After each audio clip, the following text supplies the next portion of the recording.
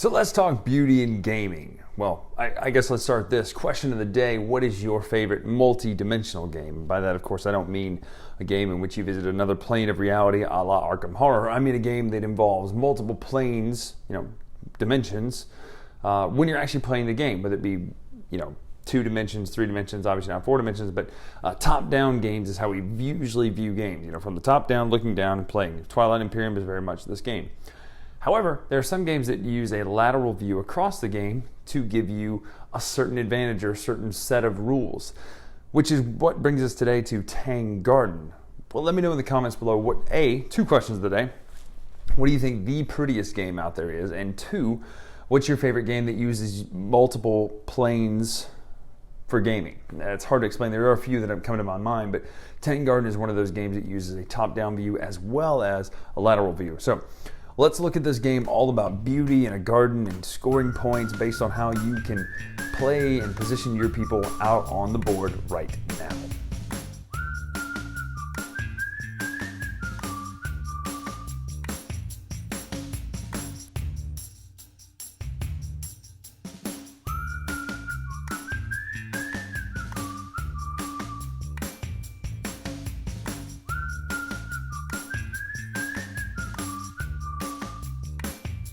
So this is Tang Garden set up right here. You'll have the center tile in the middle here with these 4 sitting on the middle. You'll put 1 tile of each type face up on each one. You'll then put the 2 available character cards here. You'll also have a character card. These will be here, and there'll be a stack of this one and this one face up, as well as this one and a stack here. I just don't have them set out because you don't really need to know that. You'll also have a player board. The player board has a cube that will match your 3 different tracks. When all 3 of your tracks meet each one of these character ones, you can choose to place a character on the board and grab one of these new characters that are over here. The characters all score differently based on who they are, which is the interesting part of the game. So essentially on your turn, you're going to either take a tile or you're going to take 2 plus, so 2 plus X.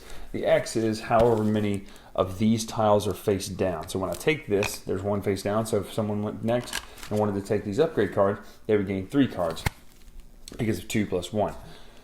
If I want to take the upgrade cards, these are things that you will place out on the board to score points. So things like the trees, which these are all over here. There are different types of trees. Trees score like 7 wonders. You have to put them on the types of tiles that they call for, though, which you'll notice on these cards here show that they take that type of tile right there. So that green symbol is the one you put it out on, and then on the board we've done that.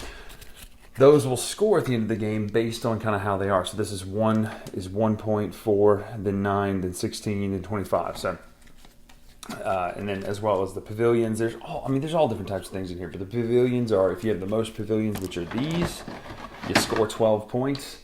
But if you have the least pavilion, or the second most, you score 6 points. The important thing to note, though, is that you're going to be putting these out on the board where they're available to place. So you can place this one out on the board, I believe, on this spot. You'll see it. It'll tell you on there. But this also provides this interesting symbol here, which that symbol matches the one on the starting one. That is where you can place a character. Now, why do you want to place a character? You place a character because they all score based on who they are. So this, for instance, is the child. You get a bonus that is always available when you have this character as your main one. It is gain 2 coins each time the player places a bird or fish decoration, which are also decorations. That's these the red cards we've been looking at. Now at the end of the game, they score 2 coins for each animal icon on the active landscape. So there are 2 ways to score. Either the landscapes, which are these tiles here, which you will slot into the board like this, which absolutely, by the way, is gorgeous because now you're dealing in 3 dimensions versus just 2. And look at that. Every single one of these tiles lines up side to side here. Same thing with these. So now you're working with a 3-dimensional picture because you're actually getting some depth of field looking at this in front of that. So you check the symbols. We don't have any animals on here, so if it was facing that direction, it wouldn't score. The actual character models are here. So the child, had it been facing this direction, would score nothing because there are no animal symbols on that panorama. There are some, though, that score for the actual tiles sitting in front of it. So things like the amount of water tiles, which would be these, anything that features water in front of it, you would score it based in a straight line from where that character is looking across. And essentially you're going to take turns doing that. If there's ever more than two of these face down. You'll flip them face up. You'll go until there's 3 or fewer of these landscape tiles out on the actual board, which I'm going to show you here. These tokens of landscape tiles will also be placed on the board in different locations all around. And when there's 3 or less of these available, so they might be all around the board here, that's when the game ends and you'll score based on all those parameters we mentioned based on your characters. Now, if you take these tokens, that's how you gain these tiles. You get to place them across the board. The landscapes are these big panorama things. Now, as far as scoring in the end of the game, first of all, you'll gain 6 coins for each pair of lotus and peonies. So that peonies, that's the flowers. You gain 6 coins for each pair of birds and fish. The player with the most pavilions is 12 points. Then you gain your tree points. Then you gain 2 coins for each bridge. The bridges are these neat little bridges, which also feature a place to put a character, and you'll see it on there. It'll show you the specific tiles that go on there as you build this place out. Then you score for each site preference, and that's all the different characters you have. Person with the most coins at the end of the game wins the game, but that is how you play Tang Garden, and this is going to just continue to build out. And as you build out, when you complete, let's just say I've completed a section here, so here's 2 waters. Now I haven't completed a water, but I've matched up a water, so I'll move up on my player board my water disc. Now, had I finished and completed an area, I'd also move up one. If you put down to where you enclose a road, which you can see these little road tokens, you gain a coin for each road you've enclosed. So now if I've enclosed 2, you would gain 2 coins, but you could either trade those 2 coins in to move up a space or just take them as 2 coins. But that is the gist of how you play Tang Garden. It is a gorgeous looking game, a lot of decisions to make. So that's Tang Garden. First and foremost, we have to talk about the art and presentation of this game. Number one, this is quite possibly the prettiest game of the year or the last several years. Once it's done, once it's set up, it looks incredible because not only do the pieces obviously look good on the board, you know, those pagodas or pavilions or whatever they are, the bridges and all those sorts of things, and making sure that your person is facing the right direction. What's amazing are those backgrounds that they're not just slotted into this place, but every single background will line up with the background next to it, which is amazing because once you have them all on the board and you drop your viewing angle down and start looking across, that looks really amazing. But then again, it's not just for how it looks, it's also a scoring mechanism, right? You're looking across at these backgrounds and seeing if those symbols line up to the person that you're having look at them. I just think this game is an absolute knockout as far as looks on the table. It's one of those games that I would upgrade as far as because I have the tokens for the birds and the lotus and things like that. I would love to get some actual little pieces for that, but just a gorgeous looking game. So that's how it looks. Now, as far as how it plays too, this is one of the best strategic games that I've played in a long time. You know, choosing whether you're going to take new upgrade tiles or choosing whether you're going to place new tiles on the board, scoring the tiles. It's a I don't want to say it's a next step for Carcassonne, but it's a Carcassonne killer. Like, I would never play a Carcassonne or anything like that again because this game does it so well. You close in those sides, you get that many coins, or you move up on those tracks, and the further you move up on the track, you can get more people. Just an absolutely gorgeous looking game, and you're placing them out there.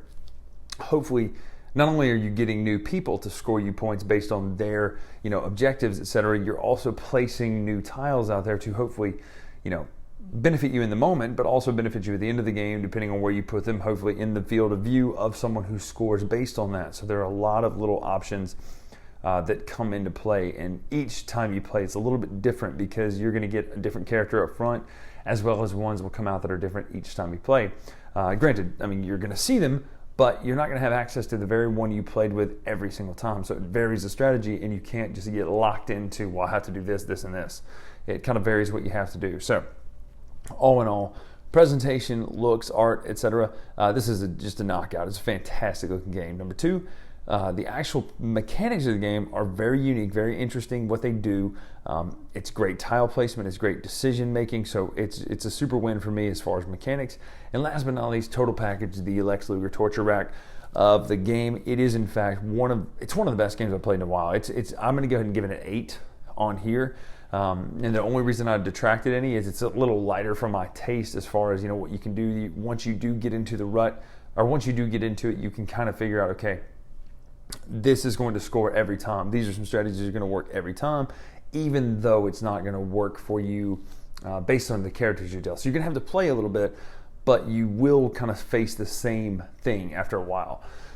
So it's a fantastic game, beautiful looking game. Definitely go check out Tang. If you can get your hands on it, it is a wonderful game. Check it out. It's one of my favorites of this year. I hope it wins some awards this year. Putting it over pretty hard, I know, but really good looking game, really good playing game. Definitely going to stay in the collection permanently.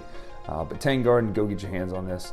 I'm Brian Drake here on the Dice Tower. Make sure to follow us on Twitter, Instagram, etc. at Dice Tower Brian. Until next time, we'll see ya.